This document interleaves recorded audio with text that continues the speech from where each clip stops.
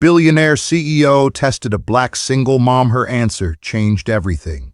A billionaire CEO walked into a hospital at midnight with one mission: to find someone who couldn't be bought. He found a single mother scrubbing floors. What he offered her would change both their lives forever. But first, she had to answer one question. Her response brought him to tears. This is the true measure of a person's character, and what happened next will restore your faith in humanity. Maya Johnson's knees ached against the cold hospital floor. It was 11:30 at night and she was only halfway through her shift. The third-floor corridor stretched before her like an endless tunnel, each room a reminder of how far she still had to go before she could return home to Elijah. Her son, just thinking his name gave her the strength to dip her brush back into the bucket of soapy water. At 32 years old, Maya had the hands of someone much older. Years of scrubbing, lifting, and cleaning had left their mark. But her eyes still held something unbreakable. It was the same look her own mother had carried, working 3 jobs to raise Maya and her siblings after their father left. History, Maya often thought, has a cruel way of repeating itself. "Excuse me, miss?" A patient's voice called from room 312. Maya stood slowly, her joints protesting, and walked to the doorway. An elderly man lay in the hospital bed, his face pale against the white pillows. "Yes, sir? Do you need me to get your nurse?" No, he said softly. I dropped my glasses. They fell under the bed and I can't reach them. I know you're busy, but..." "Say no more." Maya smiled and entered the room. She got down on her hands and knees again and reached under the bed, her arms stretching into the dusty space beneath. Her fingers found the glasses and she carefully retrieved them, wiping them clean with the edge of her scrub top before handing them back. "Thank you," the man said, and there were tears in his eyes. "You're the only person who's looked at me like I'm human today. Everyone else just sees a patient, a number, a problem." Maya's throat tightened. "You're not a problem, sir. You're somebody's father, somebody's friend. That matters." As she returned to the hallway, Maya checked her phone. A text from her neighbor, Mrs. Beeble Patterson, who watched Elijah during Maya's night shifts. "Elijah's coughing again. Not too bad, but thought you should know." Maya's heart clenched. Elijah's asthma had been getting worse, and the medication he needed cost more than she made in a week. She'd been rationing his inhaler, praying it would last until her next paycheck. The emergency room visit last month had already pushed her further into debt. She closed her eyes and whispered a prayer, something she did dozens of times each shift. "Lord, just help me get through this. Help me be enough for him."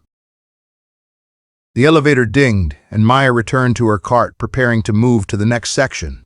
But the elevator doors opened and closed, and no one emerged. Then she heard the sound of mechanical grinding, followed by silence. The elevator was broken. Again. Maya sighed. The stairs it was. She began pushing her heavy cleaning cart toward the stairwell, each wheel squeaking in protest. The cart was loaded with supplies, chemicals, mops, and buckets, easily over 100 pounds. As she maneuvered through the stairwell door, she heard footsteps echoing from above. Someone else was in the stairwell, coming down fast. The footsteps belonged to a man in an expensive suit, completely out of place in this part of the hospital at this hour. He was Asian, perhaps in his mid-40s, with sharp, intelligent eyes and an air of quiet authority. He was speaking rapidly into his phone in Mandarin, his voice tense. Maya pressed herself and her cart against the wall to let him pass. He paused mid-step when he saw her, his eyes taking in her uniform, her cart, her tired face. For a moment, something flickered in his expression, surprise, perhaps, or recognition of some kind. Then his phone rang again, and the moment passed. He nodded politely and continued down the stairs, his leather shoes clicking against the concrete. Maya didn't know it then, but that brief encounter would change everything. She continued her night, room by room, floor by floor. At 2 a.m., she cleaned the ICU waiting area, where a young couple slept on uncomfortable chairs, waiting for news about their daughter. Maya worked quietly, careful not to wake them, and left a box of tissues on the table beside them. At 4 a.m., she scrubbed the emergency room bathrooms, where she found a teenager's suicide note crumpled in the trash. Her hands shaking, Maya immediately took it to the nurse's station. She stayed an extra 20 minutes, unpaid, to make sure the staff contacted the right people. At 6 a.m., as her shift finally ended, Maya's supervisor, Mr. Hendricks, called her into his office. "Maya, we need to talk about your hours." Her stomach dropped. "Is something wrong?" "The hospital's cutting back on night custodial staff. I have to reduce everyone's hours by 20% starting next month." 20%? Maya did the mental math instantly. That was the difference between keeping the lights on and choosing between electricity and food. "I understand," she said quietly, because what else could she say? She walked out of the hospital into the cold morning air, her body exhausted, her heart heavy. The bus ride home took 40 minutes, and she stood the entire way, too tired to even notice.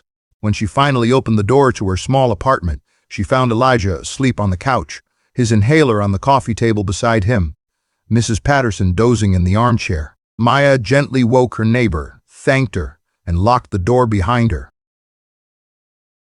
Then she stood in the tiny kitchen, looking at her sleeping son, and finally allowed herself to cry. She cried silently, her shoulders shaking, her hand pressed against her mouth to keep from making a sound. She cried for the childhood she couldn't give Elijah, for the bills stacked on the counter, for the medication running out, for the hours being cut, for the sheer relentless weight of trying to survive. But when the tears stopped, Maya washed her face, made herself a cup of coffee with the last of the grounds, and sat down with her budget notebook. There had to be a way. There was always a way. She had 3 hours before Elijah woke up for school. 3 hours to figure out how to make 20% less money stretch far enough to cover everything. Maya Johnson had been doing impossible math her entire life. Somehow she would make this work too. Elijah woke to the smell of pancakes. It was his favorite breakfast, though he knew they only had it when his mama used the last box of mix in the cupboard. "Morning, baby," Maya said, flipping a pancake with practiced ease. "Morning, Mama." Elijah rubbed his eyes and came to the kitchen, his small frame swimming in a t-shirt that had once fit him perfectly. He was growing so fast and Maya couldn't keep up with new clothes. At 9 years old, Elijah was wise beyond his years. He understood, without ever being told, that they had less than other families. He never asked for the new sneakers the other kids wore, or complained when his school supplies came from the dollar store. "How are you feeling?" Maya asked, studying his face carefully. "I'm okay." He coughed slightly, as if to prove her point. Maya handed him his inhaler. "Use it before breakfast." While Elijah ate, Maya packed his lunch a peanut butter sandwich, an apple she'd gotten from the reduced produce bin, and a small bag of pretzels. It wasn't much, but it was made with love. "Mama, why do you work at night?" Elijah asked suddenly. The question caught Maya off guard. "Because that's when they need me, honey." "But you're tired all the time." His eyes were too knowing, too concerned for a child his age. Maya knelt beside his chair and took his hands. "Elijah, listen to me. Our circumstances don't define us. How we treat people, how we handle what we're given, that's what matters. I work at night because honest work is honorable work, no matter when you do it. You understand?" "Yes, ma'am. And one day, things will be better. But even if they're not, we have each other, and that's everything." Elijah hugged her tight. "I love you, Mama. I love you more than all the stars in the sky." After dropping Elijah at school, Maya returned home and tried to sleep. But sleep wouldn't come. Her mind raced with worries, the reduced hours, the dwindling medication, the rent due in 2 weeks. Finally, she gave up and decided to go to the hospital early. Maybe she could pick up some extra tasks, prove her value, secure her hours. When Maya arrived at St. Catherine's Hospital that afternoon, something strange was happening. There were cameras set up in the lobby, and people in expensive clothes were being escorted through by hospital administration. "What's going on?" Maya asked Tony, one of the security guards. "Some billionaire is touring the hospital, talking about making a big donation or something." "Robert Chen, you know? The tech guy." Maya had heard the name. Everyone had. Robert Chen had built a technology empire from nothing, becoming one of the youngest billionaires in America. He was known for his philanthropy, but also for his intense privacy. "Must be nice," Maya murmured. "Having so much you can just give it away." She headed to the locker room to change into her uniform, pushing thoughts of billionaires and donations from her mind. That world had nothing to do with her, but she was wrong. Robert Chen stood in the hospital administrator's office, only half listening to the presentation about new equipment and wing expansions. His mind was elsewhere, specifically on the woman he'd seen in the stairwell 2 nights ago. He couldn't explain why she'd stuck in his mind. Perhaps it was the dignity in her posture despite her obvious exhaustion. Perhaps it was the way she'd pressed herself against the wall, not with deference, but with simple courtesy. Or perhaps it was because she'd looked at him, and seen only another person, not a bank account. "Mr. Chen?" The administrator's voice broke through his thoughts. "Would you like to tour the facilities?" "Actually," Robert said slowly, "I'd like to see how the hospital runs at night. The real operations, not a stage tour." The administrator blinked. "I'm sorry, tonight. I'll come back at midnight. No cameras, no entourage. I want to see the hospital as it truly functions." "That's highly unusual. So is a $50 million donation," Robert replied calmly. That night, Robert Chen returned to St. Robert, Catherine's hospital, dressed in casual clothes, accompanied only by his head of security, who waited in the car. He walked through the corridors, observing the night shift staff. He saw nurses moving with practiced efficiency, doctors making their rounds, and custodial staff working in the shadows, invisible to almost everyone else. Then he saw her. Maya was cleaning the windows of the pediatric ward, standing on a small stepladder, her movements careful and thorough. Through the glass, sick children slept in their beds, and Maya worked in complete silence so as not to disturb them. Robert watched as she climbed down, moved the ladder, and climbed back up. No one thanked her. No one even noticed her. When she finished, Maya pushed her cart toward the stairwell. The elevator was still broken. Robert followed at a distance. In the stairwell, Maya's phone rang. Robert could hear the panic in her voice. "Mrs. Patterson, what's wrong? Is it Elijah?" Robert froze, listening. "I'm coming right now. Call 911. I'm coming." Maya abandoned her cart and ran down the stairs, her feet pounding against the concrete. Robert stood there for a moment, then made a decision. He followed. Maya's hand shook as she ran through the hospital parking lot. Her car, a 20-year-old sedan, held together by prayers and duct tape, sputtered to life on the third try. "Mrs. Dan," Patterson had said, "Elijah couldn't breathe. His inhaler wasn't working. An ambulance was on the way." The 10-minute drive to her apartment complex felt like an eternity. Maya's mind spun with terrifying possibilities. She should have bought the refill. She should have found a way. She should have. The ambulance was already there when she arrived, lights flashing in the darkness. Maya ran up the stairs and burst into the apartment to find paramedics with Elijah. Her son was sitting up, an oxygen mask over his small face, his eyes wide with fear. "Mama," he tried to say through the mask. "I'm here, baby. Mama's here." She grabbed his hand, tears streaming down her face. The paramedic, a kind-faced woman in her 50s, spoke gently. "His oxygen levels are better now. The attack was severe, but he's stabilizing. However, he needs to go to the hospital for observation. When was his last proper treatment?" Shame flooded through Maya. "We've been rationing his medication. I couldn't afford the refill." The paramedic's expression softened with understanding, not judgment. "No parent should have to make that choice. We're going to take good care of him." At the hospital, the same hospital where Maya worked, she sat in the emergency room holding Elijah's hand while doctors examined him. The ER doctor, Dr. R. Stevens, was someone Maya had cleaned for many times, though he'd never really looked at her before.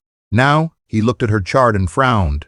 "Mrs. Johnson, Miss," Maya corrected quietly. "Miss Johnson, your son needs regular treatments. His asthma is severe. Without proper medication, these attacks will keep happening. And eventually—" He didn't finish the sentence. "I know," Maya whispered. "I'm trying. I work here, actually. I'm on the custodial staff." Recognition flickered in Dr. Stevens' eyes. "I see. The social worker will speak with you about payment plans and assistance programs." After he left, Maya sat in the uncomfortable plastic chair and buried her face in her hands. The social worker would mean more forms, more proof of poverty, more dignity stripped away in exchange for help she desperately needed. But for Elijah, she would endure anything, A nurse came in to adjust Elijah's IV, and Maya recognized her Sandra, one of the night shift nurses Maya often chatted with. "Oh, Maya," Sandra said softly. "I didn't know this was your son. Don't worry, we're taking excellent care of him." "Thank you," Maya managed. "Listen," Sandra lowered her voice, "between you and me. Talk to the pharmacy about the patient assistance program." Doctor growled. "Stevens should have mentioned it. The drug companies have programs for families who can't afford medications. It's a lot of paperwork, but it might help." Maya nodded, filing away this small piece of hope. By dawn, Elijah was stable and sleeping. The social worker had come and gone, leaving Maya with a stack of forms and a follow-up appointment. The hospital bill would be thousands of dollars she didn't have, but at least Elijah was breathing. Maya called her supervisor to explain why she'd missed the rest of her shift. Mr. Hendricks was sympathetic but firm. "I'm sorry about your son, Maya, but we can't pay you for hours you didn't work. With the cuts coming, we have to be strict about attendance." "I understand," Maya said, though her heart sank. Missing that shift meant missing that money. She dozed in the chair beside Elijah's bed, her body exhausted but her mind unable to rest. Around noon, a nurse woke her gently. "Miss Johnson, your son is awake and asking for you." Elijah looked small in the hospital bed, tubes and wires connected to him, but his eyes were bright. "Hey, Mama. Hey, baby. How do you feel?" "Better. The doctors are nice here." Maya smiled through her tears. "I'm so glad. Mama, I'm sorry." "Sorry for what?" "For getting sick. I know it costs money." Maya's heart shattered. She leaned close, taking his face in her hands. "Elijah Marcus Johnson, don't you ever apologize for being sick. Do you hear me? Your health is the most important thing in this world to me. We'll figure out the money. We always do. But how? That's my job to worry about, not yours. Your job is to get better and keep being the amazing person you are." They were discharged that evening with new prescriptions and stern instructions about follow-up care. Maya filled the prescriptions, watching her last bit of savings disappear at the pharmacy counter. When they got home, Mrs. Patterson had cleaned the apartment and left a casserole in the refrigerator with a note, "For my favorite neighbors, no need to pay me back." Maya had to sit down, overwhelmed by the simple kindness. That night, after Elijah was asleep, Maya returned to the hospital for her shift. She was exhausted beyond measure, but she couldn't afford to miss any more work. As she cleaned the fourth-floor corridor, lost in the rhythm of work and worry, she didn't notice the man in the maintenance uniform watching her from the supply closet. Robert Chen had come back. After witnessing Maya's emergency with her son the night before, after following her to the hospital and watching from a distance as she held her child's hand, Robert had made a decision. He needed to understand this woman. So he'd done what any billionaire with unlimited resources might do. He'd arranged to work alongside her, in disguise. The hospital administrator had been horrified at the idea, but Robert's promised donation made him very persuasive. For the next week, Robert Chen would be Rob, a new custodian in training, working the night shift. It was unorthodox. It was bizarre. But Robert had built his fortune on understanding people, and he sensed something extraordinary in Maya Johnson. He was about to discover just how extraordinary she truly was. "You must be Rob," Maya said when the new trainee was introduced to her. "Mr. Hendricks said you'd be shadowing me this week." Robert, dressed in a borrowed custodial uniform that felt strange against his skin, nodded. "Yes, ma'am. I'm eager to learn." "Well, first rule," Maya said with a tired smile, "no need for ma'am. I'm Maya. And second rule, we're not just cleaners. We're caregivers. Everything we do affects patient safety and comfort. Don't ever think this work doesn't matter." Over the next several nights, Robert Chen received an education no business school could provide. He watched Maya clean a room where a patient had died, her movements reverent and careful, treating the space with the same dignity she'd give a church. She explained to him, "Someone's loved one took their last breath here. We honor that." He observed her spending an extra 10 minutes arranging the chairs in a waiting room so a tall man could sleep more comfortably while waiting for news about his wife's surgery. He saw her slip a granola bar from her own lunch to a homeless man who'd wandered into the hospital seeking warmth.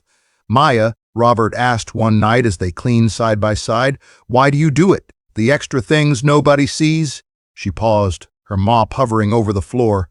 "Because somebody sees, maybe not people, but God sees, and I see. I have to look at myself in the mirror every day, and I need to know I treated people the way I hope someone would treat Elijah if he needed help." "Your son, how is he?" Maya's face softened. "Better, thank God. The new medication is working, though I'm not sure how I'll afford the refills." She caught herself. "Sorry, you don't need to hear my problems." "Actually," Robert said carefully, "I'd like to hear, if you want to share." And so, as they worked through the quiet hours, Maya talked, not complaining but simply sharing the reality of her life, the calculations she made every day, choosing between electricity and food, gas and medicine, the way she walked an extra 2 miles to save bus fare, how she diluted Elijah's juice to make it last longer. "But we have each other," she always concluded, "and we have our health, most lie, and we have hope. Some people don't even have that." Robert found himself humbled by her perspective. Here was someone with every reason to be bitter, and instead she radiated grace. On the 4th night, Robert decided to conduct his test. He'd arranged it carefully. An envelope containing $10,000 in cash would be accidentally left in the staff break room, in a spot where only Maya would find it during her rounds. A hidden camera would record what she did. Would she keep it? Report it? Robert had seen enough of human nature to know that desperation could override integrity. At 2 a.m., Maya entered the break room to refill her cleaning supplies. She saw the envelope immediately lying on the table. Robert watched on his phone from the supply closet, his heart racing. Maya picked up the envelope and opened it. Her eyes widened as she saw the cash. Her hands began to shake. For a long moment, she simply stood there, staring at more money than she made in 6 months. Then she closed the envelope, walked directly to the security office, and handed it to the night guard.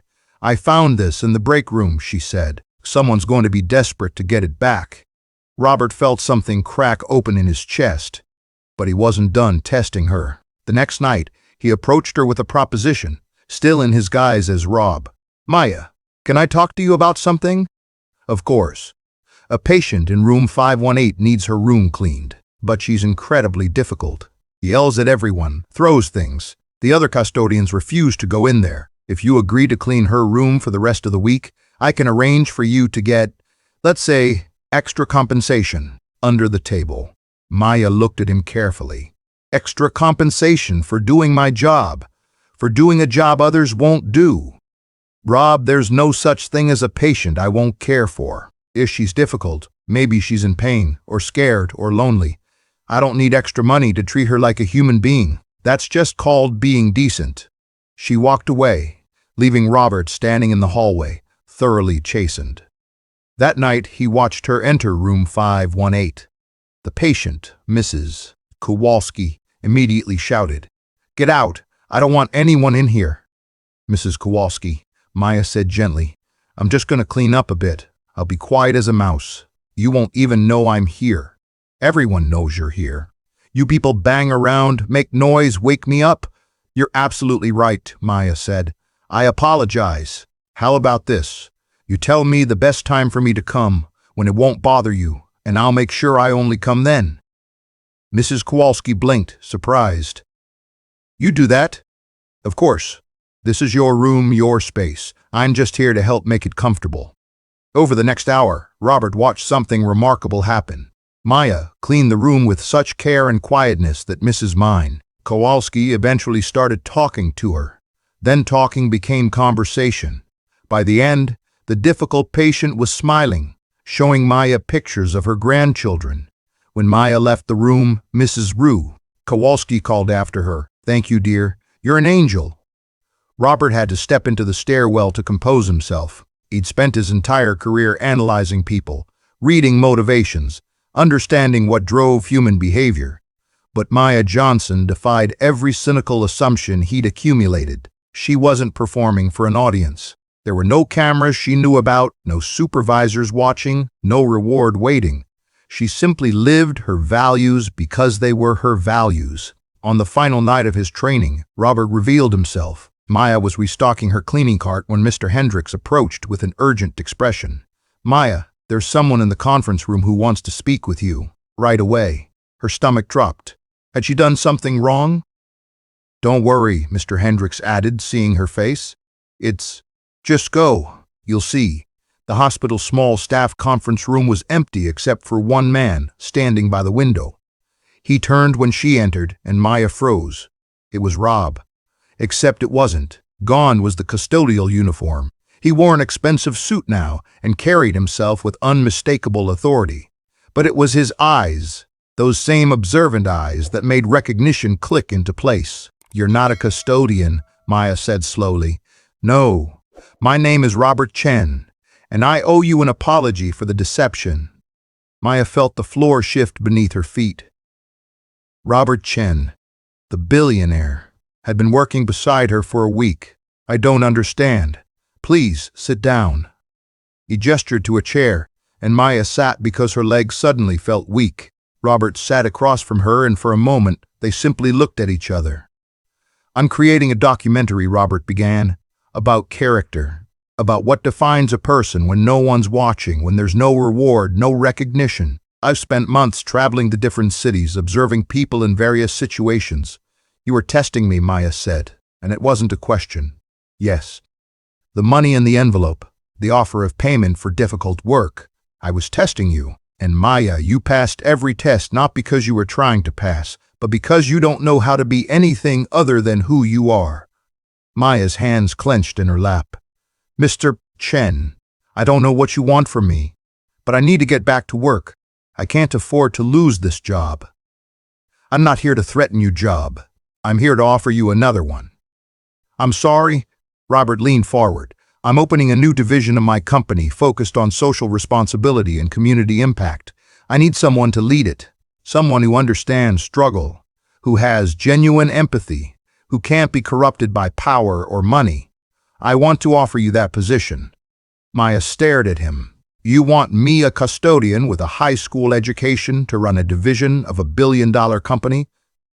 I want you, a woman with more integrity and wisdom than most executives I know, to help me change lives. The salary would be $150,000 a year to start, with full benefits, including health care that would cover Elijah's treatments." The number was so absurd Maya almost laughed, but Robert's face was completely serious. "Mr. Chen, I'm not qualified. You are the most qualified person I've met. You understand what it means to struggle. You know what real people need, and you have something money can't buy: character." Maya's mind reeled. This was a fairy tale. Things like this didn't happen to people like her. "There's one condition," Robert said, and his voice grew serious. "Before you accept, I need you to answer a question honestly." "What question?"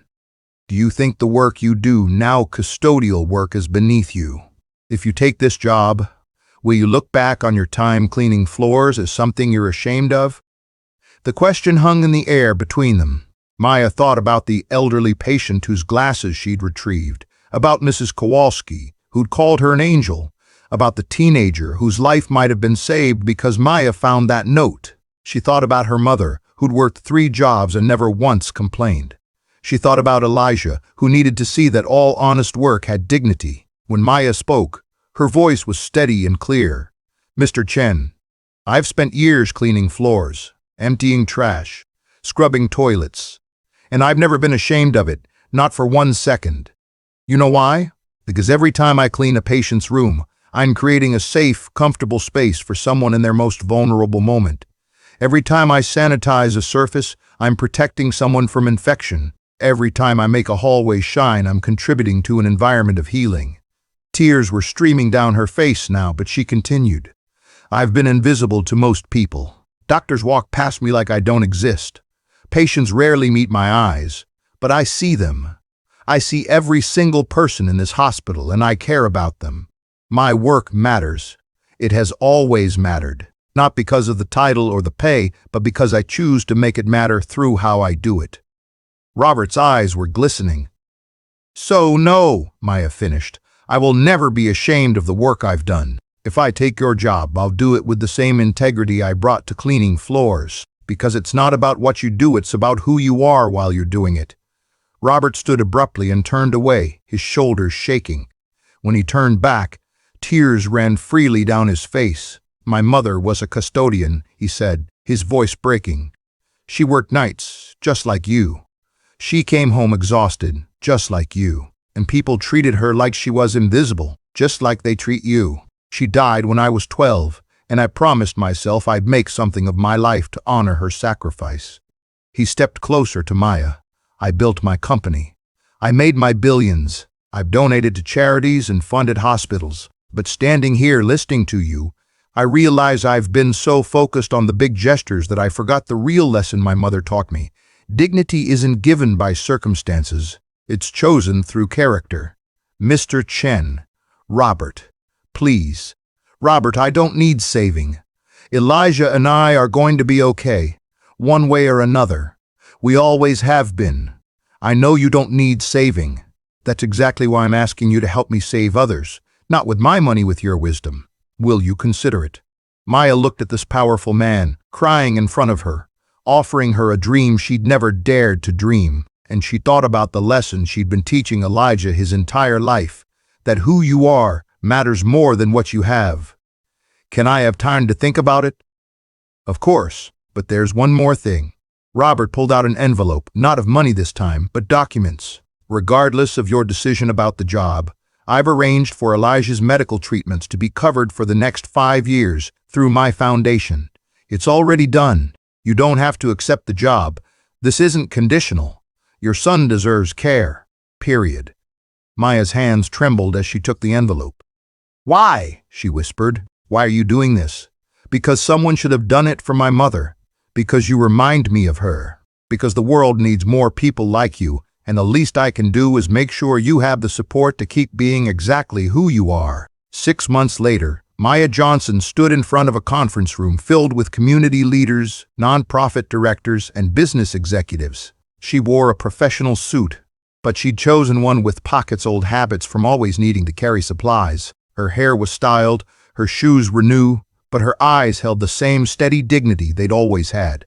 "Good morning, everyone. I'm Maya Johnson, Director of Community Impact for Chen Industries. Before we begin, I want to tell you where I was a year ago," she told them. "About working double shifts, about choosing between medication and groceries, about scrubbing floors while others walked past without seeing her." The room was completely silent. "I'm not sharing this for sympathy," Maya continued. "I'm sharing it because every single person we're going to help through this initiative has a similar story.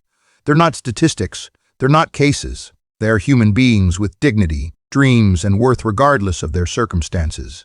The Chen Foundation's Community Impact Division, under Maya's leadership, had already launched 3 major initiatives: a medical assistance program for uninsured families, a workforce development program for people in low-wage jobs, and a dignity campaign that trained healthcare workers to see and honor the humanity in every person they encountered. The medical assistance program alone had helped over 500 families in its first 6 months, families like Maya's, children like Elijah. Speaking of Elijah, was thriving. His asthma was under control with proper medication and regular checkups. He joined the school chess club and discovered a talent for strategy. He was still the same kind, thoughtful boy, but now he had the space to just be a child, without the weight of worry that had aged him beyond his years. But Maya had insisted on one thing when she accepted Robert's offer. She wanted to continue working 1 night shift per month at St. Catherine's Hospital as a custodian. "I never want to forget where I came from," she'd told Robert, "and those night shift workers, they need to know someone in leadership understands their reality." Robert had agreed without hesitation. On her monthly custodial shifts, Maya worked alongside her former colleagues, listening to their challenges, learning what policies needed to change, understanding their lives in a way no survey or report could capture. And then she brought those insights back to her day job, using her position to advocate for better wages, better benefits, and better treatment for the workers who kept hospitals, schools, and businesses running. One evening, as Maya prepared to leave the office, Robert stopped by her door. "Do you have a minute?" "Of course." He entered carrying a folder. "I wanted to show you something before we announce it tomorrow." Inside the folder was a proposal. The Maya Johnson Scholarship Fund, endowed with $10 million, specifically for children of single parents who demonstrated academic potential and strong character. Robert, this is too much. It's not enough. Maya, do you know how many lives you've changed in 6 months? Not just through the programs, but through the example you set. 3 other companies have reached out asking how they can create similar positions. The hospital has restructured their custodial staff wages and benefits. You've started a ripple effect. It's not me. It's the people doing the work. It's both. Your humility is admirable, but don't diminish your impact. You've proven that character isn't confined to any economic class, that wisdom doesn't require a certain pedigree, and that the people doing the hardest work often have the biggest hearts. Maya's eyes filled with tears. I still can't believe this is my life sometimes. Believe it. You earned it, not with a resume or credentials, but with who you are. That night, Maya picked up Elijah from the after-school program. A good one now, one she could actually afford. They stopped for ice cream, something that had once been an impossible luxury and was now a simple Tuesday treat. Mama, Elijah said, licking his chocolate cone. My teacher said you're speaking at my school next month. I am. They asked me to talk about perseverance. What are you going to say? Maya thought for a moment. I'm going to tell them that their circumstances don't define them. That dignity is a choice, not a gift. That kindness costs nothing but means everything, and that the work you do matters less than the person you are while doing it. That's what you always told me, and it's still true, baby. It will always be true. A year after that conference room meeting with Robert, Maya was invited to speak at a national summit on poverty and workforce development. The audience included senators, CEOs, and policymakers. She stood at the podium, no longer nervous in front of crowds, and spoke from her heart. Everyone talks about pulling yourself up by your bootstraps. But what if you don't have boots? What if you're working 2 jobs and still can't afford your child's medication? What if the system is designed in a way that keeps you running in place no matter how hard you try? She paused, looking out at the sea of faces. I'm not saying hard work doesn't matter. I worked harder than anyone I know for years. But I also got lucky. Someone saw me. Someone gave me a chance. That shouldn't be luck. That should be standard. The speech went viral. News outlets called her the custodian who became a CEO. Though she always corrected them, she was a director, not a CEO, and she'd been far more than just a custodian. But through it all, Maya remained grounded. She still lived modestly, though she could afford more now. She still said hello to every custodian, every security guard, every person others walked past without seeing. She still taught Elijah that character mattered more than credentials. And once a month, she still put on her custodial uniform and cleaned floors at St. Catherine's Hospital. Because she never wanted to forget, she never wanted to lose the perspective that had made her who she was. 3 years after Robert Chen had first tested her in a hospital stairwell, Maya stood beside him at the opening of the Chen Foundation Community Center, a place where people experiencing hardship could access job training, healthcare navigation, child care assistance, and most importantly, dignity. You did this, Robert said quietly as they watched families stream through the doors. We did this, Maya corrected. But more importantly, they did this. Every person who refused to give up, who kept trying, who maintained their humanity despite circumstances designed to crush it, they did this. That night, Maya tucked Elijah into bed. He was 12 now, tall for his age, healthy and happy. Mama, can I ask you something? Always. Do you ever think about what would have happened if Mr. Chen hadn't given you that job? Maya stroked his hair. Every day. But you know what I think about more? All the people who work just as hard as I did, who have just as much character, who will never get that chance. That's why the work we're doing matters. We can't save everyone, but we can create more chances, more opportunities, more moments where someone gets seen. I want to help too when I grow up. You already do, baby, just by being who you are. As Maya turned out the light and closed Elijah's door, she thought about the journey that had brought them here. The nights of tears and fear, the impossible choices, the relentless grinding weight of poverty, but also the moments of grace, the kindness of strangers like Mrs. Patterson. the dignity she'd chosen even when no one was watching, the faith that somehow they would survive. She'd learned that true wealth wasn't measured in dollars. It was measured in character, in kindness, in the impact you had on the lives you touched. Maya Johnson had been rich all along. She just hadn't known it yet. Sometimes we think success is about achieving wealth or status or recognition, but Maya's story teaches us something deeper. Success is about who you become in the journey, not just where you arrive. Maya had integrity when she had nothing. She had dignity when she was invisible. She had kindness when she was exhausted. Those qualities didn't come from her circumstances changing. They were already within her, waiting to be recognized. The real miracle wasn't that a billionaire noticed her. The real miracle was that Maya never stopped being who she was, even when no one was watching. The lesson: your circumstances don't define you. Your character does. The work you do with integrity, the kindness you show when no one's looking, the dignity you maintain when life is hard. These things ripple out in ways you can't imagine. You might feel invisible today. You might be working hard with nothing to show for it. You might be choosing between impossible options just to survive. But who you are in those moments, the grace you maintain, the kindness you show, the integrity you protect, that matters. That is the true measure of a person. And you never know when someone might be watching, when a door might open, when your faithfulness in small things might lead to something greater. Keep going. Keep being kind.